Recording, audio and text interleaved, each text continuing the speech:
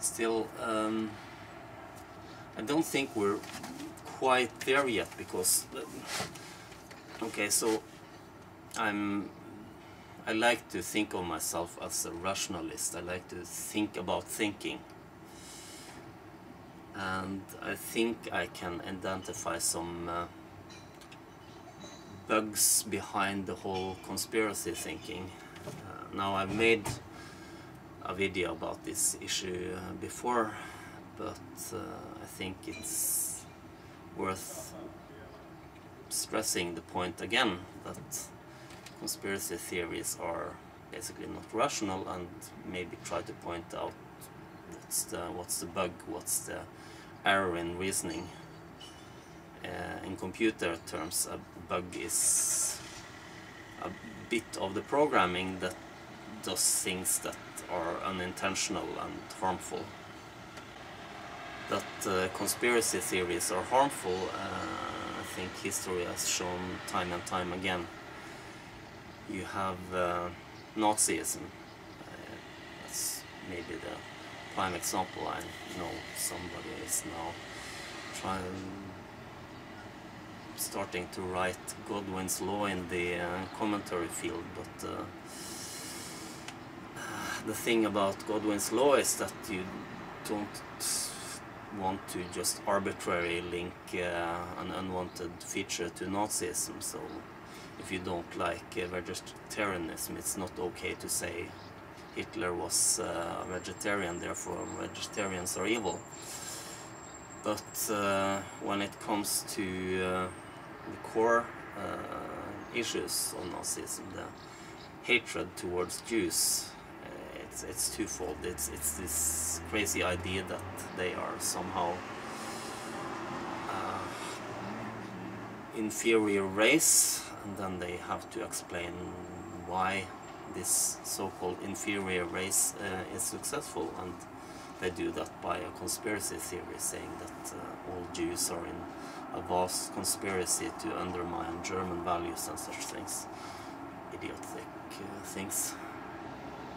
And it's I've read a book about this issue now, which I kind of recommend, and it points out that when people are starting to poke hole in this conspiracy theory, the prime evidence being the protocols of Zion, those were found out to be forgeries. Nazis just dismissed it, saying this fits too well, it can't be a forgery. There are other examples, which again this book highlights, like the sabotage trials in Soviet Russia under Stalin, and the McCarthy trials in the US. I would also point out the violent mix you get when you mix religion with conspiracy theory. So, for instance, the witch trials.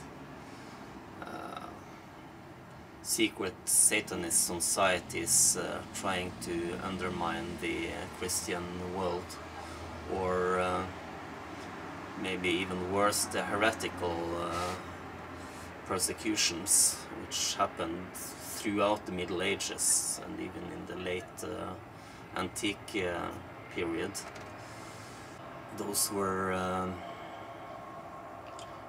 persecutions of differently thinking Christians, and the idea behind the persecutions were that heretics, differently thinking Christians, were thinking differently about Christianity because they were evil. They were trying to undermine Christianity. Back to the massacre and the murderer, he was described as a Christian fundamentalist, but I think his Christianity was not at the core. So, okay, he was describing himself as a crusader, which is pretty extreme, and he was praying for strength when doing the massacres. But he seemed very pragmatic about it. His saying if there is a heaven, I'm expecting to go there, and describing his so-called movement as pro-gay, which does not sound like any fundamentalist I've ever heard about. There are elements in Christianity that, when combined with conspiracy theory, can put oil on the fire. There's an idea of a supreme, ultimate evil. The stakes are high because you have an afterlife and such things. Still, it's not like atheists or skeptics are immune to conspiracy theories. You can have conspiracy theory without religion, definitely. It doesn't help with religion, but and I think it can reinforce it, but I don't think you can directly blame Christianity for this atrocious deed. So I would leave that off. Now, there can be a lot of reasons why conspiracy theories are popular. It kind of gives, as I mentioned, it can give a person the excuse for why he is not successful, or why his group is not successful. It's not because of the lack of validity of his position or his group. It's because of this evil, sinister thing. Now, even if the consequences of conspiracy thinking is catastrophic, that doesn't necessarily speak against it if these theories were true. Now, conspiracies happened, conspiracies in the way of small groups of individuals secretly cooperating towards some goal that other people would call sinister. You have the killing of Julius Caesar, or you have, for that matter, 9/11, in the sense that 19 suicidal people from the Middle East, Islamists, and a handful of backers and planners is a conspiracy. But conspiracy thinking, conspiracy theories are not satisfied with small conspiracies for limited goals. Usually it's a matter of huge amount of people, often with many various backgrounds, cooperating for reasons that are completely sinister and basically evil, and having a goal far into the future, or simply an ongoing thing, like the so-called 9/11 truthers, who think that there is a huge cover-up involving, well, most of the US government, I guess. And I don't think this kind of huge conspiracies have any kind of backing in reality, quite the contrary, as I explained in a previous video, which I will link to here.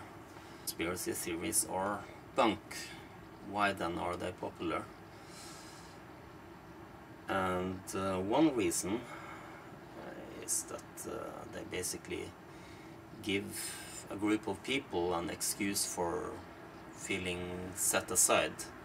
If they feel like they are on the losing side, then a conspiracy can explain why and give them an excuse that says, no, our cause is just and valid, it's just that we are confronted with this huge things working against us.